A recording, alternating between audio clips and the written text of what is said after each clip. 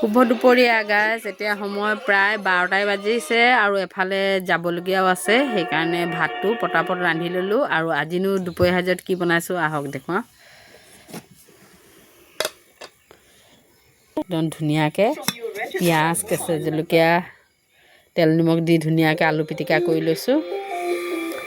আৰু এইফালে হ'ল আপোনাৰ মৰিচা আগৰ ডাটা, আলু দি আৰু এয়া আপোনাৰ মাছ কালাৰৰ বড়ি দি পিনে এয়া থুপথুপীয়াকৈ এয়া চব্জি বনাইছোঁ।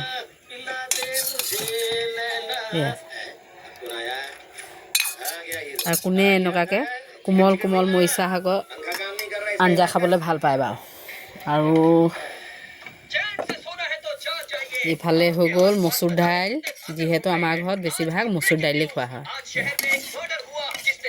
মাছ মাংস নাই, এইকেইদিন নিৰামিষে খোৱা হৈ আছে। আৰু ইফালে হৈ গ'ল কুকাৰত গৰম গৰম ভাত, আৰু আজি দুপৰীয়া সাজ এনেকুৱাকৈ খোৱা হ'ব। আজিলৈ বা